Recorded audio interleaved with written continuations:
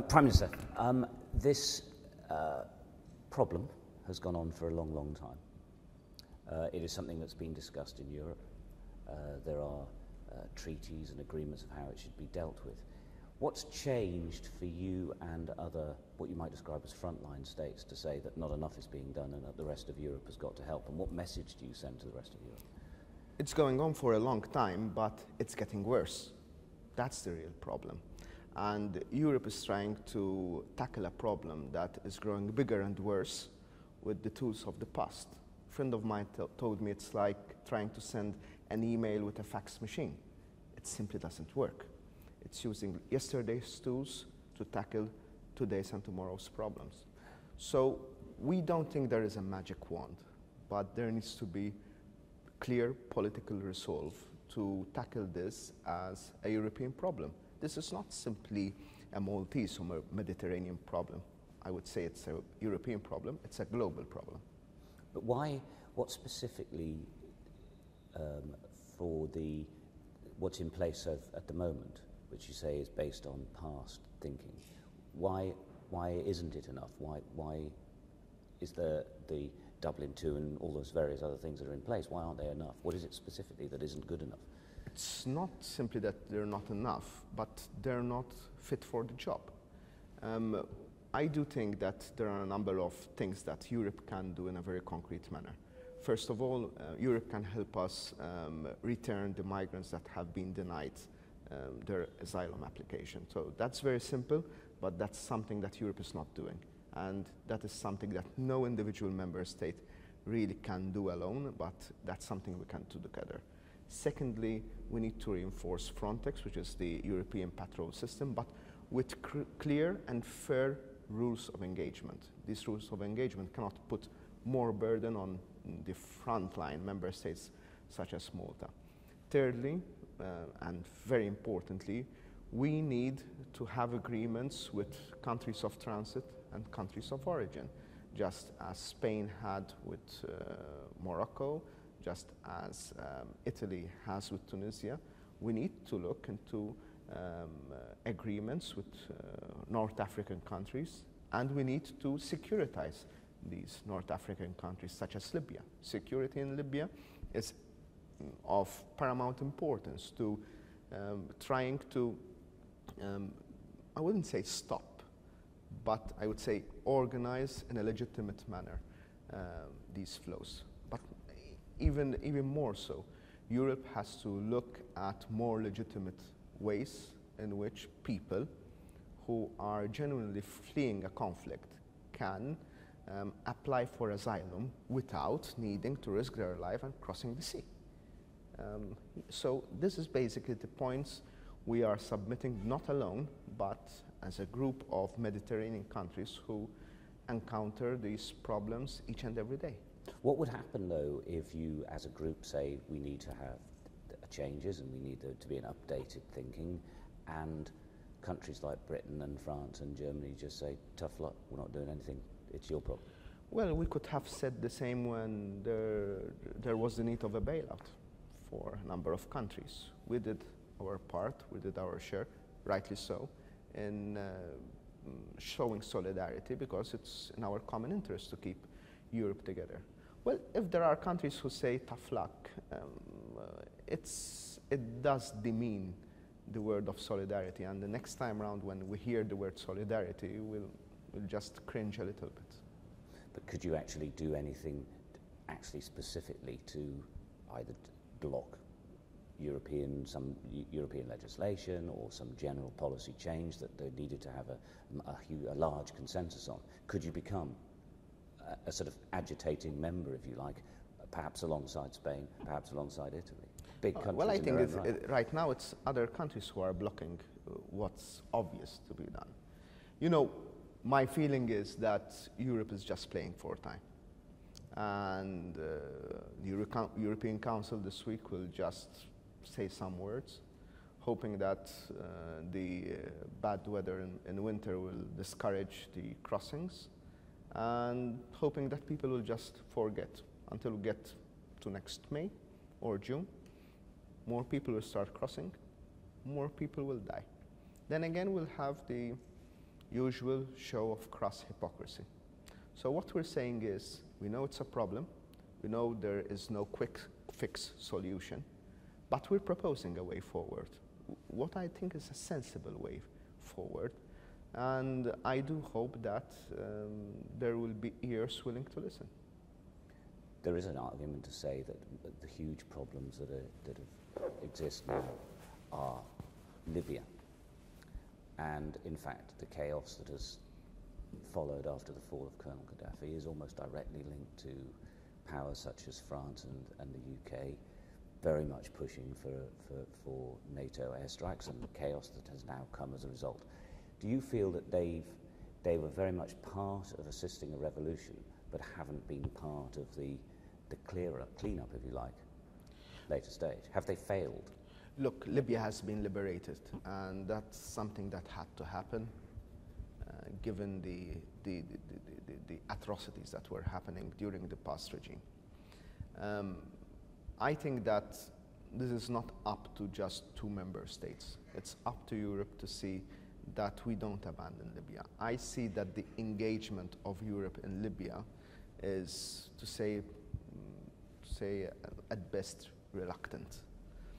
And it seems that everyone is saying, well, it's unstable, so we shouldn't do anything. And I think it's totally different. It should be, there is instability, so we should do something.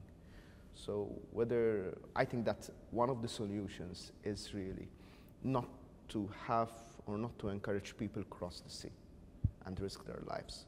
So that means having European or international points of contacts closer to home. And let's be very clear, the problem doesn't start in Libya many times. It starts further south. So if there is a problem in securitizing Libya at this point in time, let's go further south. There are representations there. Let's make sure that people who are thinking, watching TV, well, Europe is the promised land, that they can get an answer immediately on whether a request for asylum would be accepted or not. And let's keep in mind that while there is a humanitarian crisis, there is a huge criminal racket earning millions of euros out of these desperate people. These people are paying chunks of money to travel across the desert, to travel from Libyan ports or other ports towards Europe. And these criminals are going unpunished right now. And that is something we have to be very hard on. We cannot condescend criminality. And if one takes it that actually the point of leaving North Africa is Libya, is there a suggestion that you should have European or international forces either closer to shore or onshore to actually oversee the ports, to protect them, to make sure that it isn't just a criminal operation to push people out into the sea? There is definitely an issue of sovereignty. So we cannot impose ourselves on other countries. But I think an offer can be made for at least United Nations to have a presence in parts of sub-Saharan Africa or parts of North Africa, if there is no stable state, to help securitize at least part of the countries or corridors within the countries, and to make sure, I think that the final aim should be that of having points of contacts where people are either they can file their applications and they can either be told very clearly, yes, you qualify for protection and we'll take care of you and your family, or they can just simply be turned away saying, look, you don't have the criteria for eligibility for humanitarian protection, and that saves lives. The criminal gangs who bring these people are not interested in who's coming. Are you concerned that people could be crossing over that may be economic migrants, but not necessarily running away from terror or violence, or could actually be terrorists themselves, crossing over by whatever means having perhaps been radicalized in Somalia by Al-Shabaab, for example, come over to Europe and actually are as likely to carry out another attack, as we've seen in Kenya, where are Norwegians involved? I think we cannot exclude anything. That is why we have an 18-month detention policy. And we're criticized for that internationally, and we're aware of that some organizations say, just remove your detention policy and let people free. There are issues, as you were mentioning, about the fact that these people don't have documents. We don't have a Somali or Eritrean counterpart with whom to check all this, and this is where Europe can also help in getting countries such as Somalia to have a clear presence in border countries so as to help in the identification. So we need an 18-month detention policy, which is fully legitimate, to help us have the necessary space in which to make some checks where at all possible, which is still very difficult.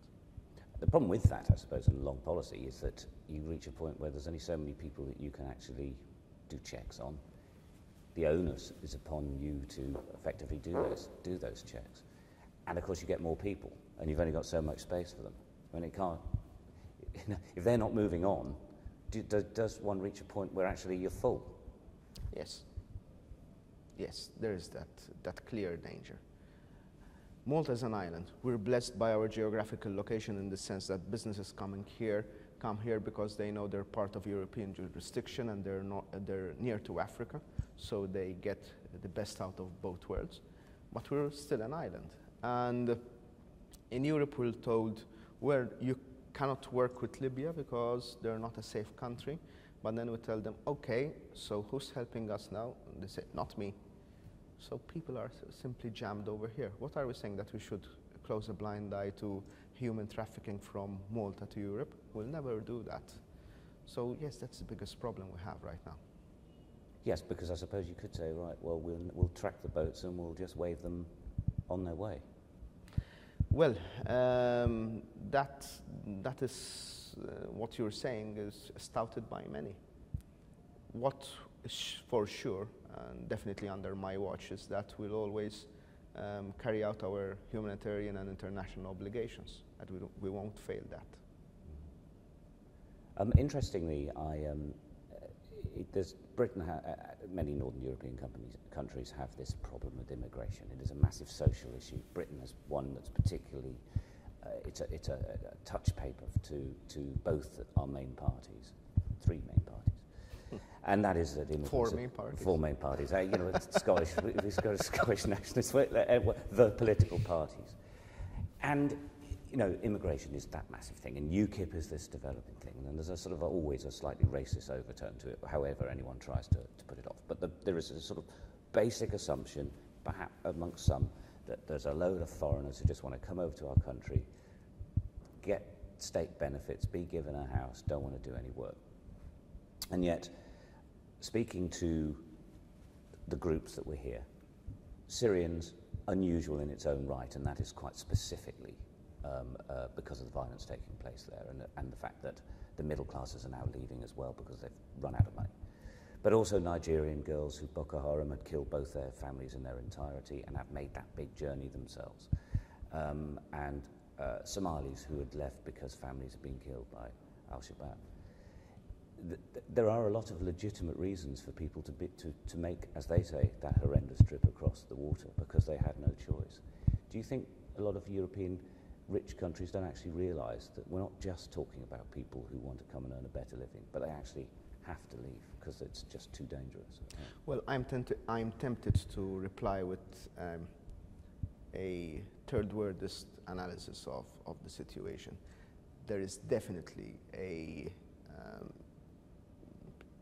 moral obligation by countries who have influenced Africa, and I'm trying to be as kind as possible, over the past centuries to foot the bill for what they have done. But really that would be just rhetoric to say that and stop. We're, as Europe, now we have to, first of all, stop the humanitarian crisis or tackle it in a better way and find a long-term solution. And I honestly think that there are two very concrete ways in which we can do that. That is trying to prevent people from crossing the sea, and doing that by having points of contact nearer to their countries of origin, so that we know exactly who the people are and tell them quite clearly, yes, we can host you because you qualify for protection. And secondly, we have to look once again at our migration rules, because right now, you know the irony I get. Sometimes, because of the Schengen rules, we get to refuse visas to people from some of these same countries, applying in a legitimate manner because of some technicality. And because we follow the rules, we have to say, no, you don't get a visa. But then if they risk their life and cross across the sea, we basically have to host them. So what's the message? You get a better chance by doing something illegally than by going through the legitimate channels. And it has actually to be the other way around. Do it legitimately, and that's where Europe needs to look again at its rules. And I think we need to learn from the past. Apart from the sub-Saharan effect, let's put it that way, we're now, as you pointed out, getting Syrians and Palestinians who lived in Syria fleeing and coming over. That reminds many of the migratory flows between Lebanon and, say, France during the war, of people whose long-term vision was not to establish themselves in Europe, but to find a safe haven in Europe until their country is sort of sorted out, and then they wanted to get back and rebuild their lives. And I believe many of the Syrian people coming over want to do just that. They want, within their lifetime, to return back to Syria and to rebuild the life they had before. So Europe has to understand that the situation we cannot put everyone in one box. We cannot think in boxes in this, but we have to look at the particular situation. So why not look at a particular visa regime or a protection regime for people in Syria right now? That, I think, would help solve part of the problem and help save many lives.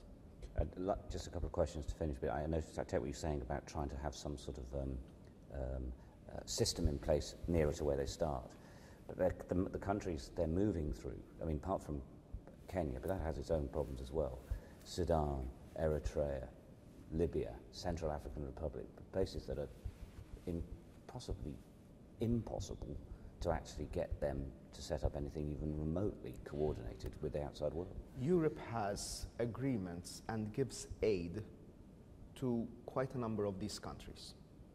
So I do believe, and I'm not the only one who thinks so, that there should be, within these agreements, a clear commitment from these countries to host such facilities. And I believe that if we're forking out, and I do think that every penny we spend on such initiatives is money well spent, if we're forking out so many billions, and Europe is now the world's largest international aid donor, we should not get something in return, but at least make sure that these countries provide the necessary facilities to help curb humanitarian crisis. And the final question, are we actually looking at a moment in time over a long period, but still in the scheme of time, a small period, where the migration flows into the richer sections of the world, be it Europe, be it the United States, will continue, will not actually be stopped, that the poorer countries are just going to continue to try to get to where the wealth remains? That is why I say that the rules are broken. The rules are not fit for today, let alone for tomorrow. Europe has already been accused a number of times of turning a blind eye to humanitarian crisis of historical proportions. And we should not repeat the mistake of the past. That means we need to make quite a number of brave decisions, and we should not wait until the next tragedy to start doing so.